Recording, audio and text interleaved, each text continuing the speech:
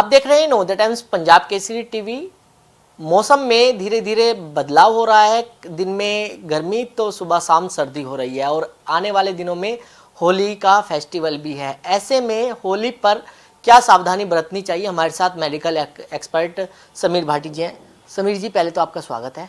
धन्यवाद, बहुत बहुत धन्यवाद। सर, अगर बात करें जिस तरीके से वेदर चेंज हो रहा है, लोगों को बुखार, खांसी, कफ, इसकी दिक्कतें हो रही हैं, क्या वजह है ये? बिल्कुल बिल्कुल, देखिए जैसा आमतौर पे मौसम बदलाव के अंदर हम देखते हैं कि हमारे जो डिफरेंट तरह के वायरस है वो भी काफ़ी ज़्यादा सक्रिय हो जाते हैं। जब बहुत अधिक ठंड होती है उस समय उस तरह की उसको हम हेल्दी सीजन कहते हैं, बट मौसम में जैसे ही बदलाव आता है, अभी ना तो बहुत ज़्यादा ठंड है और ना ही बहुत ज़्यादा गर्मी है, तो ये वायरस के पनपने के लिए काफ़ी अच्छा मौसम रहता है। तो अभी फ़िलहाल हम देख रहे हैं कि डिफरेंट तरह के वायरस सर्कुलेट हो रहे हैं, जिसके अंदर लोगों को काफ़ी समय लग रहा है। और ख़ास तौर पे जो लोगों के अंदर अभी हम देख भी रहे हैं, जो पेशेंट्स आ रहे हैं, उनके अंदर कफ़ की समस्या काफ़ी ज़्यादा, खांसी उनकी काफ़ी लंबे समय तक रह रही है।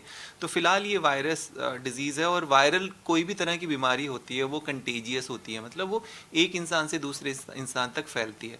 तो जब भी कोई गैदरिंग का प्रोग्राम होता है, और ख़ास तौर पे हम स्कूलों में भी देखें कि अगर एक बच्चे को संक्रमण होता है, वायरल होता है, तो बाकी भी बच्चों को, तो इस वजह से केसेस अभी काफ़ी ज़्यादा हम वायरस के देख रहे हैं। और इसमें अगर हम बात करें तो ध्यान देने वाली बात यही है कि हम अपनी इम्यूनिटी का ज़्यादा ध्यान रखें, क्योंकि वायरस पे हम बहुत ज़्यादा कंट्रोल नहीं कर सकते। इस तरह के वायरस सराउंडिंग वातावरण में सर्कुलेट होते रहेंगे। हम अपनी इम्यूनिटी, अपने खान पान का, अपनी एक्सरसाइज का, अपनी जीवन शैली का ध्यान रखें, ताकि वायरस से हमें प्रॉब्लम भी हो तो वो बहुत लंबे समय तक ना रहे। होली का फेस्टिवल भी नज़दीक है, बुधवार को 8 मार्च को होली है। ऐसे में क्या सावधानी जो है वो बरतनी चाहिए, क्योंकि होली भी खेलते हैं, गुलाल भी लगाते हैं, रंग भी लगाते हैं। बिल्कुल, देखिए होली हमारा एक पारंपरिक त्यौहार है, और काफ़ी इसको हम उल्लास से बनाते हैं, और बनाना भी चाहिए। बट यहाँ पर एक चीज़, जैसा हम देख रहे हैं पिछले कुछ सालों के अंदर, क्योंकि पहले अगर हम बात करें तो हमारा जो गुलाल भी होता था, वो गुलाब भी बहुत नेचुरल चीज़ों से बनता था, फूलों से बनता था। पर अब जब से केमिकल इंडस्ट्री आई है, तब से हमने देखा है कि हमारे जो कलर्स हैं उनके अंदर भी काफ़ी इस तरह के मटेरियल मिलाए जाते हैं, जैसे सिलिका हो गए और कुछ और इस तरह के पार्टिकल्स, जो हमारे लिए काफ़ी नुकसान पहुंचाते हैं। अब यहाँ पर ज़रूरी है कि देखिए कलर का इस्तेमाल कहाँ कहाँ होता है, और कौन कौन से बॉडी पार्ट पे इसका असर हो सकता है, उसी तरह से हमें फिर सावधानी बरतने की ज़रूरत है। आँखों का हमें ध्यान रखने की ज़रूरत है, हमारी स्किन या त्वचा की ध्यान रखने की ज़रूरत है, नाखूनों का और बालों का ध्यान रखने की ज़रूरत है, क्योंकि होली के बाद जब देखते हैं तो ज़्यादातर लोगों को स्किन की समस्या रहती है। तो इसलिए बहुत ज़्यादा ज़रूरी है कि हम इसको प्रोटेक्ट करने के लिए, देखिए अगर स्किन की बात करें, चेहरे की, तो आप जब भी होली खेलने के लिए जा रहे हैं तो एक तो सबसे पहले उसमें ध्यान रखिए कि आप अपनी जान पहचान वाले लोगों के साथ ही होली खेलें, ताकि आपको पता रहे कि सब चीज़ें, सब सावधानियाँ बरती जा रही है। आप ऑयल या कोई मॉइस्चराइज़र लगा सकते हैं, क्योंकि हम अगर तेल लगाते हैं, जैसे आपका नारियल का तेल हो गया, तो वो एक परत बना देता है, प्रोटेक्टिव परत। तो उसके बाद जो कलर होगा, कोई भी इस तरह का केमिकल, उसका असर आपकी स्किन के ऊपर नहीं होगा।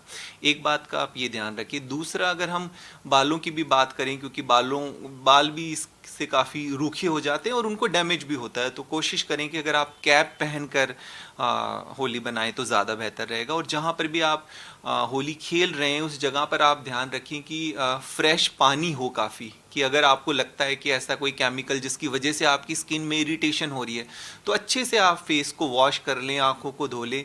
ये तुरंत इससे आपको असर पड़ेगा, आपको इससे फ़र्क पड़ेगा। और एक चीज़ जो विशेष तौर पर ध्यान रखने वाली बात है कि इसका जो सबसे ज़्यादा इफेक्ट होता है वो प्रेग्नेंट वुमेन के ऊपर। उनको इस चीज़ से, इस तरह के जो केमिकल वाले कलर्स हैं, उनसे नुकसान पहुंच सकता है।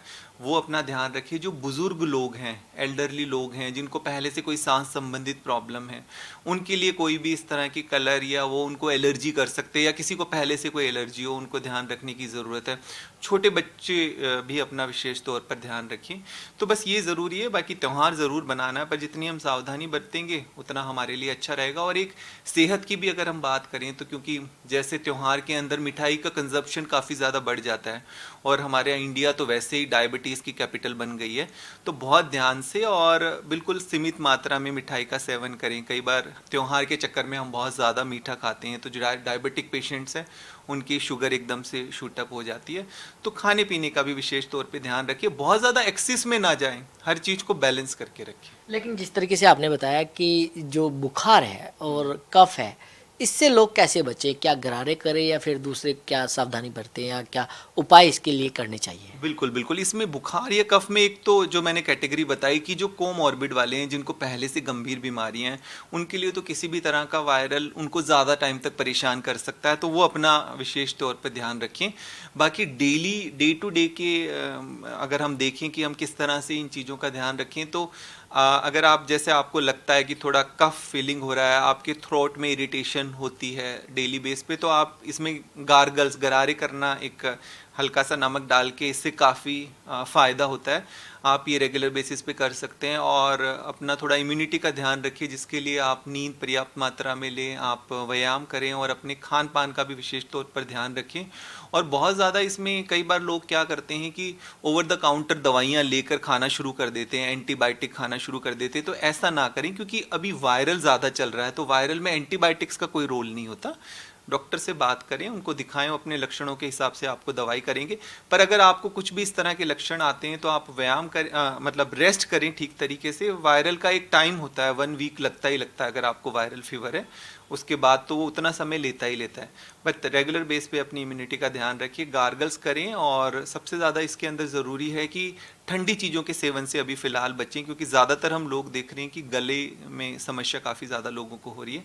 तो फ़िलहाल अभी हमें लग रहा है कि एकदम से मौसम में बदलाव हो गया, तो हम एकदम से एसी चलाना शुरू कर देते हैं, कोल्ड ड्रिंक्स पीना, तो ऐसी चीज़ों से आप ज़रूर बचें। तो बिल्कुल ये थे मेडिकल एक्सपर्ट समीर भाटी, जिन्होंने बताया कि आने वाले दिनों में होली है और होली में किस तरीके से अपना बचाव जो है वो किया जा सकता है। दिल्ली से कमल कुमार कंसल, नवोदय टाइम्स, पंजाब केसरी टीवी।